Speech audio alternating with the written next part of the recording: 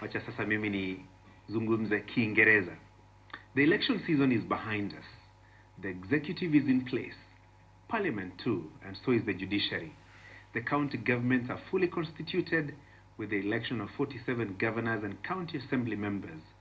The voters spoke, and loudly so, on 9th of August 2022.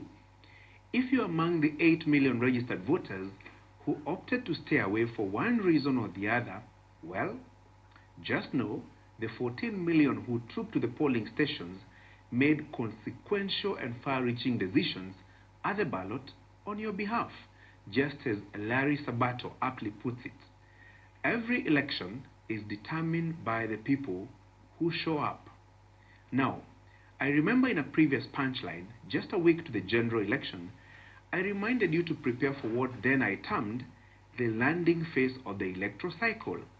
That day, we agreed that no matter how much you love your preferred presidential candidate or detested the other State House contenders, that you prepare your heart and mind to be governed by a president you didn't like. The same case for governors, members of parliament, or county assemblies that you did not vote for. That clarion call remains. Now, let the country settle down after a grueling and long-running campaign period.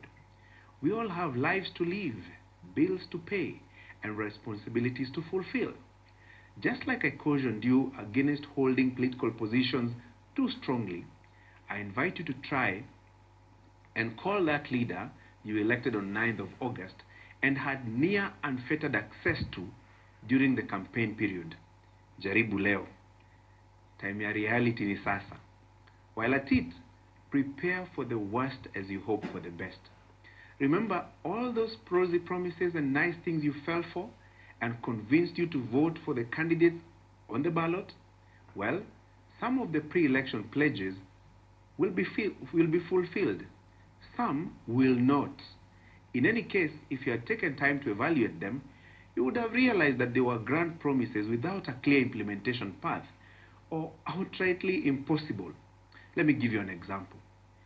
If your member of parliament promised you a new hospital in your constituency, atatoa wapi?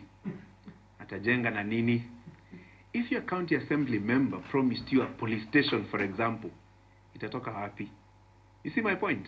Now, let me share with you something I read written by Mark Twain, the American writer and publisher. He says, patriotism is supporting your country all the time, and your government when it deserves. This is the most important role that all of us must play.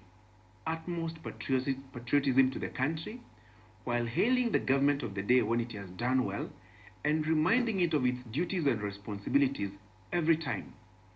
A citizen's responsibility does not end at the ballot. It is more important to keenly follow up and assess the performance of the leader you elected, be it at the presidential, gubernatorial, parliamentary, or county assembly level. And to the leaders elected on 9th of August 2022, once more, congratulations for clinching the seats. But the tough phase begins. The 5-year journey kicked off the very day you were sworn in. It is a journey to a new term in office or out of that office when the electorate gets another opportunity in August of 2027. And remember, very often, the Kenyan electorate does not vote in. It votes out. If you doubt me, let me remind you that not less than 130 National Assembly members who served in the 12th Parliament were punished at the ballot. The season of rooftop addresses is over. The season of promises and blame game is over. The work season is on. That work is in your offices, and Kenyans have a very sharp memory. They remember all the promises you made at the campaign trail, and will keep reminding you about them. So do not fault the media or the Kenyan people for often reminding you that you made a promise here and another there. There cannot be a responsibility without accountability. So let the work begin. That's my punchline.